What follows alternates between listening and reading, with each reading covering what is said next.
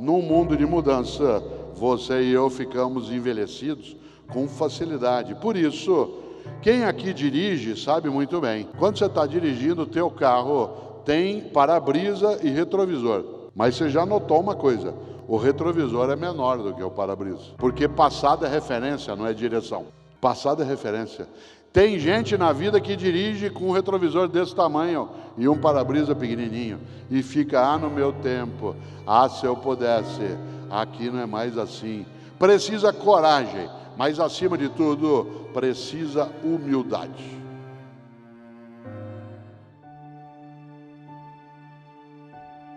Humildade para saber que a gente não sabe todas as coisas.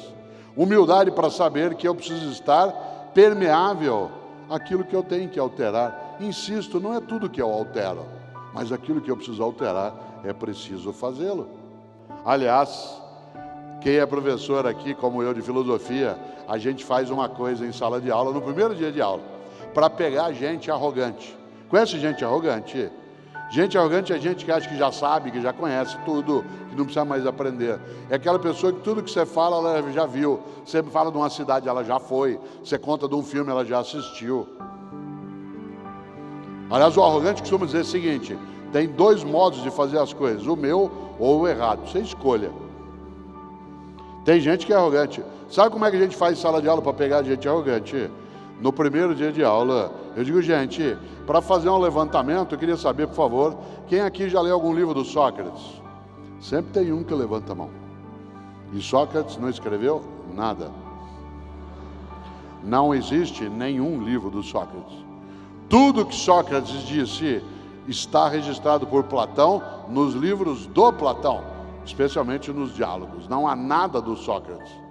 Nessa hora eu posso fazer uma coisa com aquele menino e não perder a oportunidade de pisar nele.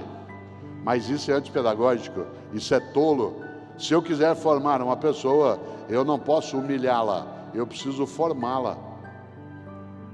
E aí eu digo, para não humilhá-lo, seguinte, talvez você tenha ouvido mal, talvez eu tenha falado do Sócrates, você entendeu Sófocles, porque do Sócrates não tem nenhum livro. Aí o menino diz, isso mesmo, é o Sófocles.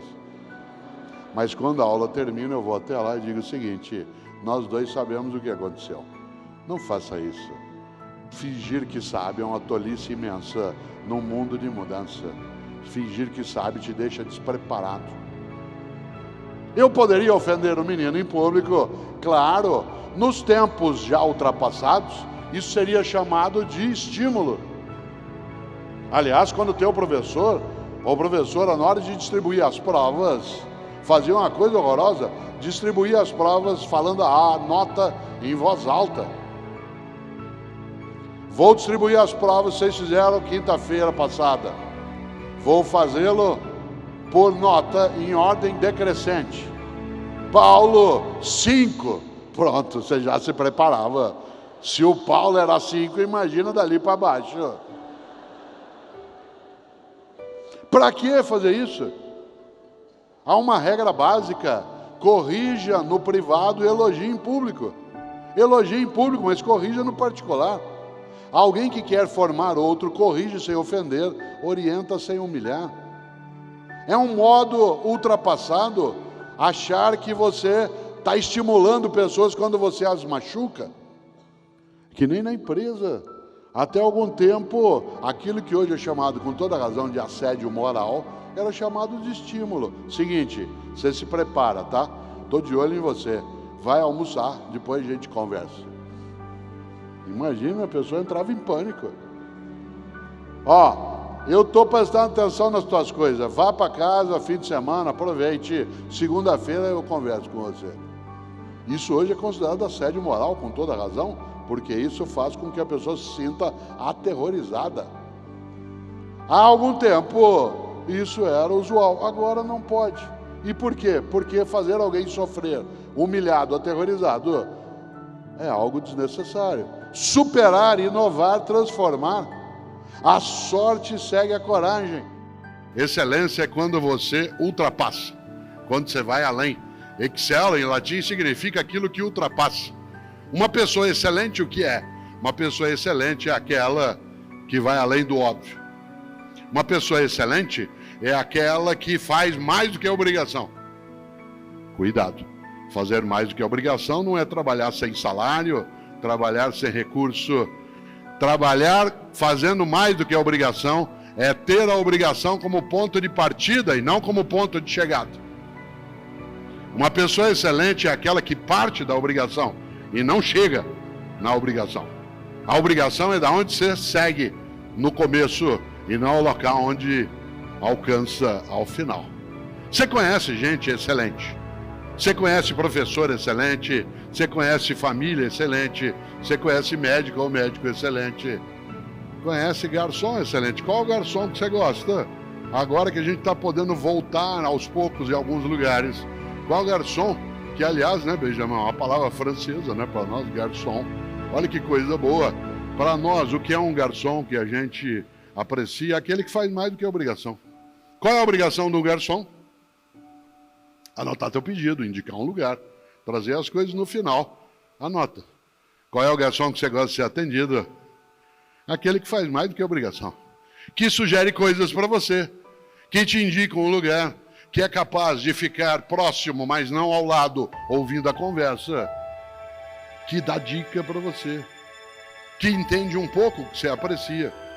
Por exemplo, aquele garçom, e você já encontrou, garçom ou garçonete, que você chega num lugar, você está ali num casal, seja qual for, pedem 2 pratos. E aí o garçom diz assim, olha, aqui é comida, o prato é bem servido. Um prato só dá para 2. Você fica olhando, pensando assim, mas o cara tá louco. Por que ele vai dizer uma coisa dessa? Vocês vão ganhar menos se ele fizer isso? Não. Porque primeiro que a comida será de fato suficiente num único prato. E ao dizer isso, não precisa pedir 2, porque um prato é suficiente para ambos, ele te captura, fideliza, e aí você volta. E em vez de ter uma única refeição naquele lugar, se tem uma coisa que você quer, é voltar lá outras vezes. É interessante. É aquela pessoa que é excelente. Olha que coisa curiosa, uma história que aconteceu um dia comigo e com o Fernando, que está sentado aqui, né? Eu não dirijo, eu não tenho carteira de motorista, não tenho habilitação e não dirijo por uma razão que às vezes parece estranha. Eu não dirijo porque eu não gosto. Há uns 6 anos, nós estamos voltando de São João da Boa Vista, uma ótima cidade, quase na fronteira de São Paulo com Minas, né, em outro lado de Minas, e a atividade terminou 9h30 da noite, mas naquele momento não havia pandemia, e ao final havia uma sessão de autógrafos de quem tinha livro, havia sessão de fotos, coisa que hoje nós, por enquanto, não podemos fazer. Aliás, porque queremos ficar todas vivas e vivos e bem. E nesse sentido, naquele momento, saí eu, depois que a palestra terminou, para os autógrafos e fotos, e tudo terminou perto das 11h30 da noite. E nós com uma fome danada, querendo comer alguma coisa, a gente tinha tomado um lanche na hora que chegou, mas já estava muito tarde. Saímos de São João da Boa Vista, pegamos a estrada, a SP 340, que é uma ótima estrada, que sai em Campinas e depois para pegar a Bandeirantes, e nada aberto na estrada. De repente, a gente está vindo e vê a luz acesa num posto de gasolina. O Fernando entrou, a gente babado de fome, já era 1h30 da manhã, e eu rapidamente fui até o balcão, ali havia uma estufa, e nessa estufa 2 bolinhos. E eu disse ao garçom, por favor, o senhor nos dá esse bolinho? Ele disse, eu se fosse o senhor não comia não. Isso criou um afeto nosso. Aliás, quando a gente pode, a gente passa por lá. Atenção, olha que pessoa excelente. Ele não se contentou em ser exclusivamente um vendedor. Tal como o faça o teu melhor, não pode ser pela maldade, pelo indecente, pelo inaceitável. Embora fosse um negócio, uma regra boa na vida é não fazemos qualquer negócio. Não fazemos qualquer negócio. Só que ele não se contentou, olha que interessante, em dizer o que eu posso fazer. Nós dissemos, e não dá para a gente pedir um sanduíche. Ele disse, a essa hora a cozinha já fechou. Atenção no que eu vou dizer agora, porque é isso que marca o passo de uma pessoa que procura excelência na atividade dela. Em vez de dizer, a cozinha já fechou, o que eu posso fazer? Ele disse, como vocês estão com fome, eu vou preparar um sanduíche frio. Se vocês não se incomodarem, eu pego o pão, coloco um pouco de manteiga, né, de presunto e queijo. Ótimo. O que ele fez? O melhor na condição que ele tinha, enquanto ele não tinha condições melhores para fazer melhor ainda. Olha que interessante. Esta frase que eu acabo de dizer é uma frase que é repetida por mim em muitos momentos e ela parece quase como um mantra em alguns lugares. É muito comum que Cláudio e eu entremos, por exemplo, num restaurante agora, né, com um possível retorno, que a gente entre num hotel, que a gente entre num táxi e o garçom ou o taxista ou o recepcionista olha para mim, vê quem sou e diz: faça o teu melhor na condição que você tem, quando você não tem condições melhores para fazer melhor ainda.